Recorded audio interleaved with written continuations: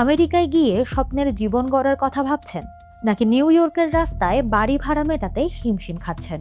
শুনতে অবিশ্বাস্য লাগলেও সত্য। বিশ্বের অন্যতম প্রভাবশালী শহর নিউ ইয়র্কে আবাসন খরচ এখন এমন এক পর্যায়ে পৌঁছেছে যেখানে সাধারণ মানুষ তো দূরের কথা, সদ্য নির্বাচিত মার্কিন জনপ্রতিনিধিকেও নিজের ঘরের ভাড়া তুলতে মানুষের কাছে হাত পাততে হচ্ছে। প্রবাসীদের জন্য এই নিউ ইয়র্ক এখন ঠিক কতটা কঠিন? বিশ্বের রাজধানী খ্যাত নিউ ইয়র্ক শহর এখন এক অভূতপূর্ব আবাসন ও জীবনযাত্রার ব্যয় সংকটের মধ্য দিয়ে যাচ্ছে। বিশেষ করে কুইন্স, ব্রুকলিন কিংবা ম্যানহাটনের মতো এলাকাগুলোতে বাসা ভাড়া দিন দিন আকাশচুম্বী হয়ে উঠছে। এই শহরের ভাড়া বাড়া নির্মম বাস্তবতা কতটা কঠোর তার এক নজিরবিহীন উদাহরণ তৈরি হয়েছে কুইন্সের 34তম অ্যাসেম্বলি ডিস্ট্রিক্টে। ডেমোক্রেটিক পার্টির উদীয়মান নেতা ব্রায়ান রোমেরো, যিনি কুইন্সের অ্যাস্টোরিয়া, কোনোরা এবং ইস্ট অ্যালমহার্টস এলাকা থেকে প্রতিনিধি হিসেবে প্রায় নিশ্চিতভাবে দায়িত্ব নিতে যাচ্ছেন। তিনি নিজেই নিজের ব্যক্তিগত আবাসন ও মুদির খরচ চালাতে না পেরে অনলাইনে গোফান্ডমি ক্যাম্পেইন খুলেছিলেন।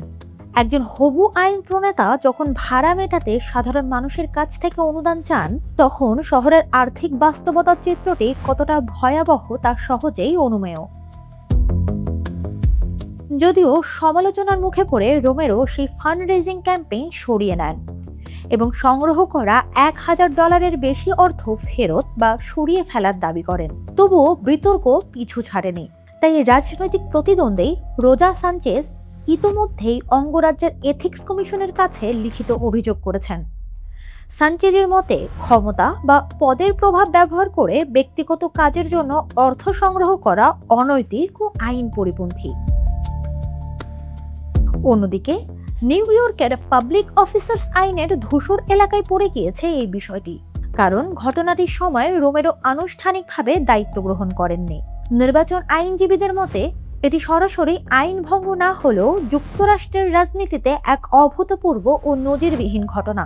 রোমেরো জানান, নির্বাচনের সময় বিধিনিষেধের কারণে তাকে আগের চাকরি ছাড়তে হয়েছিল, আর বেকার ভাতা সময় মতো না পাওয়ায় সঞ্চয় শেষ হয়ে তিনি সাময়িকভাবে এই বিপদে পড়েন।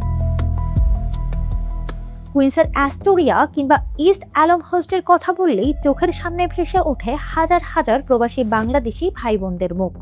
ডেমোক্রেটিক সোশ্যালিস্ট নেতা রোমেরোর এই ব্যক্তিগত সংকট আসলে নিউ ইয়র্কে বসবাসকারী হাজারো সাধারণ প্রবাসীর দৈনন্দিন জীবনযুদ্ধেরই প্রতিচ্ছবি।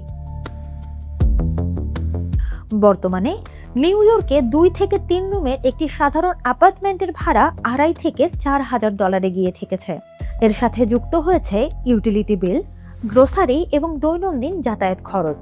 যে শহরে একজন রাজনৈতিক নেতা তার চাকরি হারিয়ে বা সাময়িক আয়ের অভাবে কয়েক মাসের মধ্যে বাড়ি ভাড়া দিতে অসমর্থ হয়ে পড়েন, সেখানে নতুন আসা বা সীমিত আয়ের বাংলাদেশি পরিবারগুলোর অবস্থা কতটা সংকটাপন্ন তা সহজেই অনুমেয়।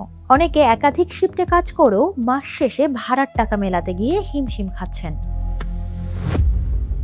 নিউ ইয়র্ক স্বপ্নের শহর, আবার কঠিন বাস্তবতারও নাম। কুইন্সের এই ঘটনা আমাদের মনে করিয়ে দেয় যে নিউ ইয়র্কের আবাসন সংকট আর কোনো নির্দিষ্ট শ্রেণীর সমস্যা নয়, এটি সর্বজনীন রূপ নিয়েছে।